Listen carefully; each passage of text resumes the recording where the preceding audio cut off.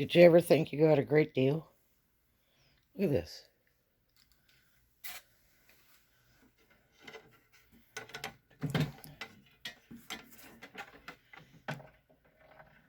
Phonograph.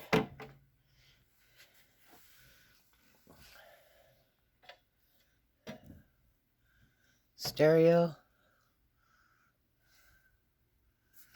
Cassette deck.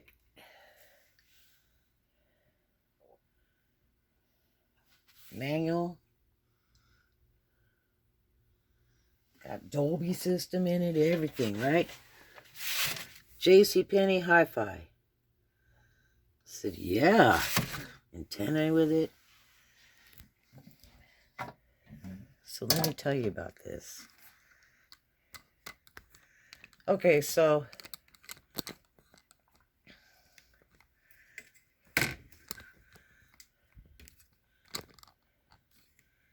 this is about buying stuff from people. And you think you got a really good deal, right?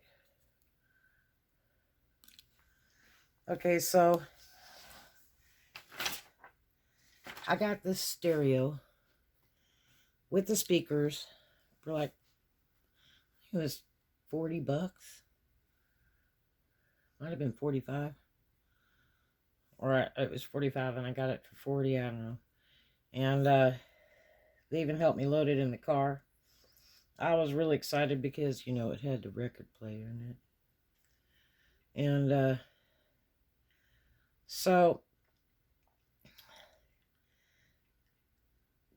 it was at a house on Okaloosa Island in Florida.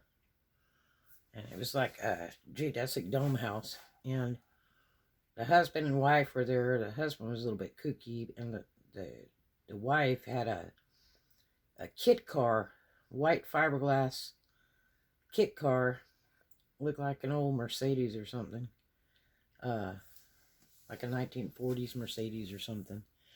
And that was up for sale too. And then when I figured out it was fiberglass, it was like, no. And it ran. And they were selling stuff. The daughter was in from out of state, was helping them sell a bunch of stuff off out of the house. She wanted to try to get them to move so that she could take care of them, and because they were older. And they had all kinds of stuff. And I just happened to have driven by. And it's a real nice area down there in Okaloosa. That property is worth a mint. And they sold a bicycle, which it was like $20 for brand new, what they call beach cruiser bike from Walmart. I think they rode it like one time, and I missed that deal. And but I was driving my van that day when I had my van, and so I had room. And I'm looking around. I picked up a couple things, some nautical pillows and a couple nice rugs. And I really liked the stereo, and they had it hooked up to some power, and they were using it for music during the yard sale. And I asked them, I said, "Is everything work on it?" "Oh, yeah." And I said, "Really?" And there was like another lady looking at it and somebody else looking at it. And so I went ahead and just handed them the money after I cut the deal. I said, "I'll give you 40. So I handed them money really fast, so I got it. And the other two people were mad that they didn't get it. And I bought this like a year ago. And so I get it home, and we go to put it all together after we moved to this new house, and my daughter says, it's not working. I'm like, no, you probably have to push different buttons, you know, because you got to change stuff when you play like the tape player, or you play the phonograph, you play the radio or the cassette. You have to push buttons and all that on these older stereos. And she says it's not working. So I hadn't had time to fool with it much, so I'm moving right now, and so I decided to fool with it and test it all out, make sure that it was working before I put it in storage. And I want to tell you, the only thing that works on it is the radio. No lie. The only thing that works on it is the radio. And that is a royal bummer. And let me tell you about scams and ripoff deals. You know, it's a shame that they lied to me. Because I had CDs and cassettes in the car, and I could have, tested it there, but I trusted them. And I hate it because I had 3 other stereos that were in another storage that they stole. And I had a beautiful, big console hi-fi stereo with like the reel-to-reel in it and a phonograph and all that old time, like 60 style. That was in my big 5-story house that went down with the house. When I got hit by a tornado, it was upstairs and I never could move it out of there. That house was too frail. And it stayed up there in my office upstairs on the top floor. But anyway, when Ron Fournier and I were together years ago, his nephew, Michael Lefevre, came home from working on a construction site, and it was about 6 o'clock at night, and we were living down in El Segundo, California, and he come to the house, and he's like, you will never believe the cool deal I got today. And we're like, what? He said, I got a brand new TV in the box with the plastic on it. Everything, I mean, really cool deal. The guy had 10 of them left. And he paid like 100 or 150 or something for it. He said, I got the guy good. I got a deal on it. And he said, I am so excited, brand new TV. And back then, it was in the early 80s. Back then, TVs were really expensive. You remember how much TVs were? And they were big, giant, heavy things. And if you didn't have a console and what they called portable, those were heavy. And that's what he had in the box, all wrapped up. Good name brand, the whole thing. And so he said, I can't wait to see how good the picture is on this thing. And we're sitting there, and Ron was sitting there drinking a beer. And Michael unwraps this box and takes this TV out and the instruction book, everything, sets it on the table, goes to plug it in, it won't come on, and he's like really confused, going, I can't believe it won't come on. And Ron's just sitting there laughing because it's like anything that's a deal, And so he turns around and said, I need to see what's going on with this TV. So he decides to take the back off because it was really heavy. And we're sitting there watching this, and he takes the back off, and it's full of freaking bricks. No lie, it's just full of bricks. Oh, and he was just red-faced. He said, boy, if I ever catch that guy, I was like, man, I'd report it to the police. Then my friends Charlie and Wanda from Webb, Alabama, called me up one Saturday, and they said, look, we got the coolest deal. We went down to the big flea market on 231. I forget what they call that flea market. And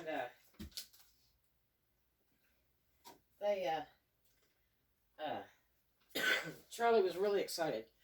He says, look, he says, we left the flea market and we went by this other place and I got me a computer. And he was all excited. And he says, yeah, he says, it is really nice. And he said, I got all the stuff with it, everything. They gave me a really great deal. I paid $150 for it. And I said, well, I mean, what kind is it? He goes, it's a computer. I said, you don't know what kind it is or what year? I don't know. We just grabbed it up. And so He calls me a few days later. And he says,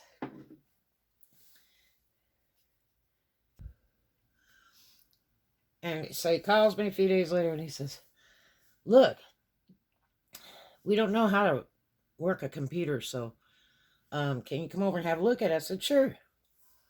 And they said, we'll have barbecue and everything, and you know, you and your daughter can stay the night and all that. Charlie and Wanda's was always fun when they had parties, because there was all kinds of people there we knew and other people, and they always cooked the best food. So anyway, we went out there, and I go to look at this computer, and it's a freaking dinosaur. And it's pretty old. Had an older set of windows on it. I got it all put together. Go to turn it on, and it's looping. And it had too much stuff on the hard drive, and I start playing with it for a few hours. And Charlie's like, you know, I'll pay you to fix it and everything. And I said, well, I mean, I don't know exactly what's wrong with it. I said, why did you buy it and it's not working? Well, they said it was working, da da da. Sort of like the stereo. So, anyway, turns out it needs all kinds of stuff. It really needs a new set of windows. It needs RAM. It's just real slow. And then Wanda comes over and she goes, that name on there, you know, where you look at the windows who they're registered to with the name on the computer. So I need that name changed too. I said, you can't change the name unless you put a new set of windows on it. And that's like $150 to $300 for a new set of windows. And they ended up wanting a new set of windows. And then Charlie wanted to put 3 hard drives in it and soup it up with some really good RAM. And I put a bunch of programs on there for them. Especially back then, you know, they had that Verizon, the little plug-in deal, because he has Verizon phones in it. But you could get this new plug-in thing, a USB thing that would pick up signal, and you paid by the gigabyte. The only problem is that Wanda would get on there and play with Facebook and play games, which sucks the devil out of the internet. And I told Charlie, I said, if I put a bunch of games on here, you know, then she'll just play those games and not be online. He's like, that's a good idea. So we went out and went to the store and bought a legit disc of games, because I told him it's better to, you know, go buy the games or any of your programs than to copy them or whatever. Just buy your own. So it belongs to you. And you can load it on there and not have to pay anything. It's a one-time fee. Buy the disc. I think we went to Walmart and got it. So anyway, I spent a couple weeks on this computer. And he paid me, I don't know, $400 or $600 to work on it. All the different parts he wanted, and the new stuff on it, and this, that, and the other. It was really, really neat. And I even painted it and decorated it for her favorite color. It was like pink or purple or something. And it was really, really neat. And so then I went to go deliver it out there for the last 200. And set it all up. She loved it. Then in about a week, the damn switch broke on it. The push button switch to turn it on and off. So then I fooled with it, and I was all embarrassed, and he was drunk and going, oh, you ripped me off. And I said, no, it's just an old computer. But I could probably switch it out to another case that I have. And because I've built computers and stuff for people for a while. And so I did that, brought it back in a neater case, and decorated it real nice and everything for Wanda, and put a cool screensaver on there and everything, brought it back. And that was the end of that. So that was her computer to play on. So then Charlie and I went into town one day. We went out there to go visit. Went into town one day, went to the Walmart looking around.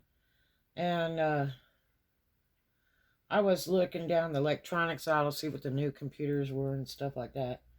And he came up and he said, what you doing? I said, oh, just checking. checking prices and, how strong the computers are and stuff. And so, next thing you know, he's like, I ought to buy me a computer. And then I could run my business on there. He had bought a property that they had pine needles on the ground. Lots of pine trees on this property in Georgia. And he bought two places out there, actually. And, but he really wanted the big log cabin one, which was like triple the price of what he had. And so, anyway, he says, I want to run a pine needle business. I said, well, you need to put it online, like, advertise it like on eBay or something, and let them email you and that, and, that you could sell it like that. And I thought it was kind of dumb, pine needles, but actually that was a very big business. A friend of mine was doing that, and it was making bank. It's like selling pine cones. People will pay dearly for pine cones online. So anyway, he ends up buying this real nice HP computer. Except it was like a sideways drive. It was like, instead of it standing up, it went this way. It was weird. And so got that, and he paid me $150 to put it all together, set it all up, and get it running, and then set up his accounts and his passwords and all that stuff. So all he had to do was like turn it on and go in and all that kind of stuff. So we did all that, and he was really excited because he knew that Wanda wouldn't be using his new really nice computer, as she had her own super duper computer. So they called me a few more times through like a year's period to come fix it, because they'd break it because they didn't know how to use it. And Wanda thought she could fix computers, and no, she could not. So I'd go over there and fix it for them. And, a lot of times Charlie would throw me 20 or 50 or something just for fooling with it. It took hours. Hours playing with it. But they were good friends. They were very kind.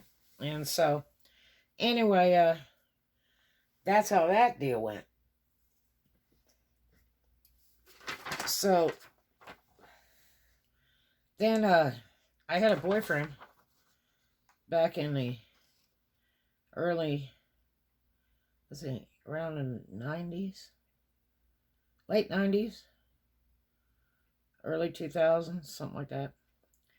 And he came in my house, and he held up this beautiful gold necklace. And he said, look what I got for you. And I said, wow. Because I was always giving him gifts and stuff. And so I was really surprised, because he didn't have like a lot of money. He just did a business, and he was, mediocre income.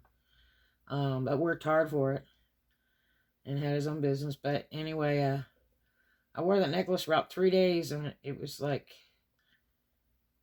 turning like a different color. And this thing had a lobster claw clasp on it, 18 karat gold, all that kind of stuff. Turned out it was fake. Yeah, and he got a good deal on it from a guy that needed money. He came up to his truck and said, here, you want to buy this necklace? And I think he paid him like 40 or 50 bucks for it. And it was garbage. So then I was in Tampa at a club out in Hudson. And one of the dancers there that I knew real well used to buy a lot of clothes for me. She was real sweet. She had this brand new backup external battery that you use like to power your phone up or whatever in the box. And she said, no, I don't need it. She's like, I use electric. I bought that thing from her.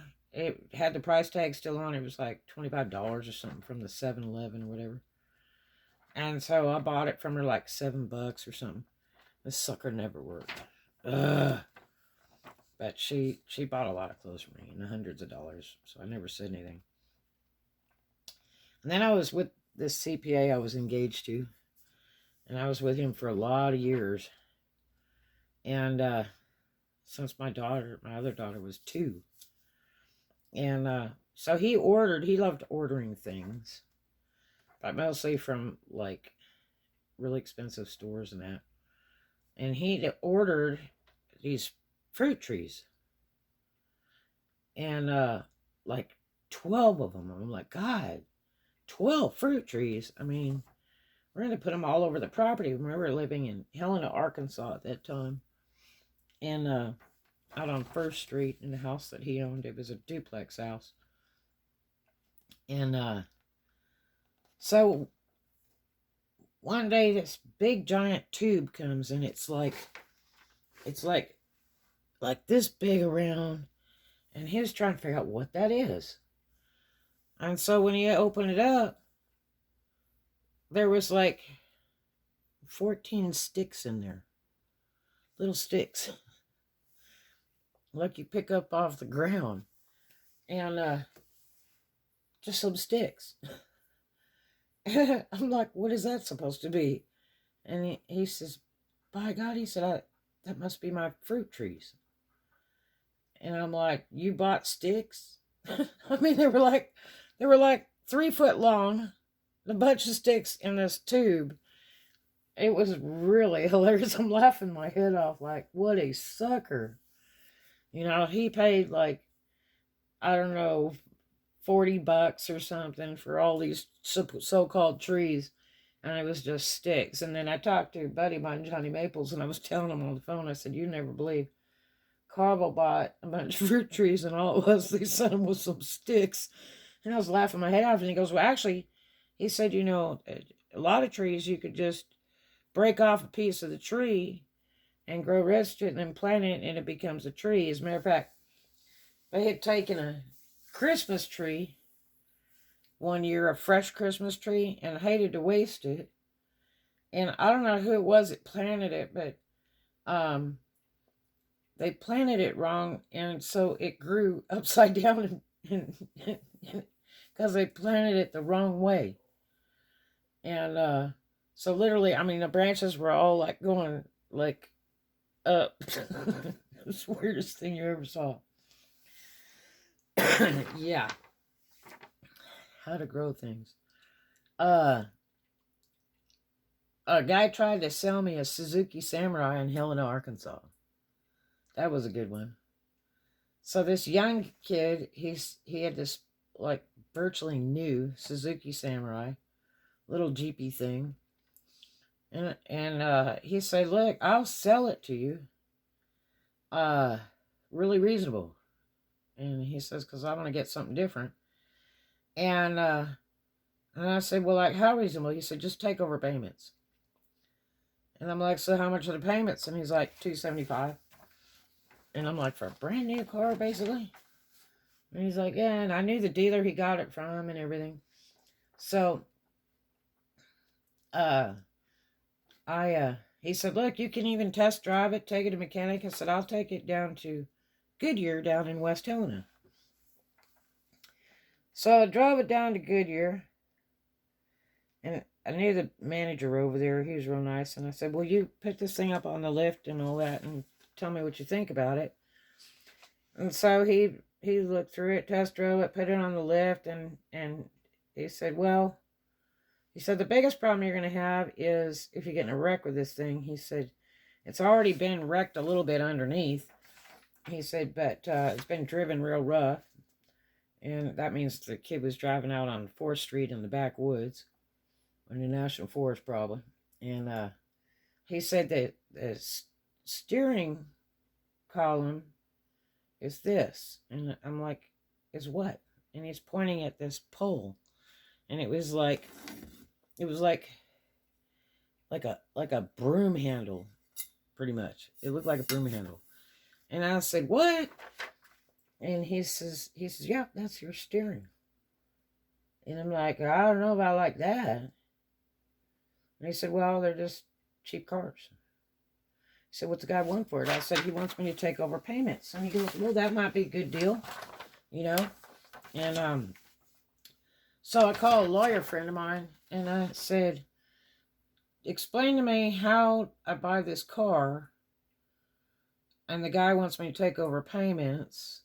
Like, how do I know it's not being repoed right now or whatever? And he says, well, he says, call the dealer and talk to him. He said, but I'm going to tell you, before you do it, the thing is that if you take over payments on this guy, then you're building his credit and not yours. And I said, really? And he said, but the biggest thing you need them to do is put your name on it. So I would call the dealer and ask him. So I called the dealer up and I said, did you do the loan on this vehicle? Yeah. And I said, is it behind? No. And I said, well, this guy wants to sell it to me to take over payments. So can you put my name on it? And they said, well, no, it needs to be paid off first. So, well, I'm not paying it off. And the guy gave me the balance, what the note was and everything. So I talked to the kid again. He comes over and he's really excited. He's hoping, that I'll buy it. And he said, well, and I'll have to boot. I said, what's to boot? And he said, well, I got to have some money to boot with the deal. I said, well, I don't understand what you're saying.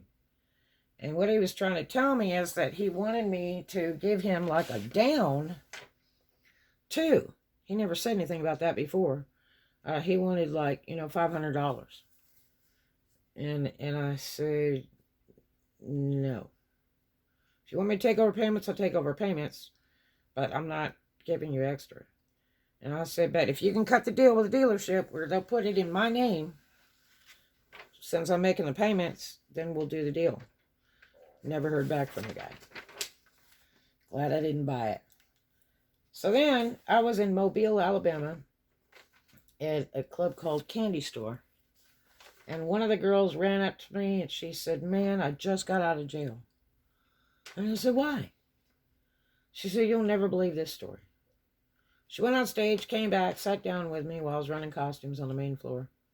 Starts to tell me this big story about how she bought this absolutely beautiful entertainment center that this guy, I guess he came in the club and she kind of knew him. And he said, hey, I want to get rid of this entertainment center. I need the money. And so she goes to look at the thing, and it's humongous, big, giant entertainment center with all the stuff and just absolutely gorgeous, big wall thing, big wall unit, just beautiful thing. And so he tells her, he says, look, $400 is yours. And that thing was like a $2,000 system, everything, the whole deal. She says, well, hell yeah. So she buys it. And so something wasn't working on it. So she didn't call a guy or anything. She just called some repairman. Repairman comes over to work on it. He spends a little time working on it. He sees a badge on it that says, rent to own and, the name of the company and the phone number. So he calls it in for a part or something like that. And they said, that's stolen. Next thing you know, the girl's in jail. Next thing you know, she goes to court. She's like, I bought it from this guy. Well, all she had was a phone number and a name kind of thing. And, his phone number was disconnected. He disappeared, whatever, I don't know. No bill of sale. And the judge is like, it's stolen merchandise. It had the stamps on the back. And it's your fault. You called the repairman because it's hot. Yeah. And she's like, never again. Yeah. And it has this on her record just because she bought somebody's entertainment system. So anyway, then there was my manager at the Piggly Wiggly in Helena, Bill Chamness, I think it is.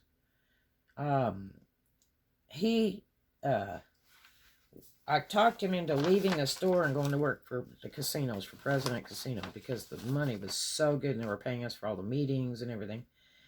And this is after Splash and all that opened in Tunica. And so you had to get approved at the Gaming Commission. You had to fill out all this paperwork and make statements of anything anything you've ever had, charges of any sort, any problems, whatever, for when they do your background check, and they'll turn you down if you lie.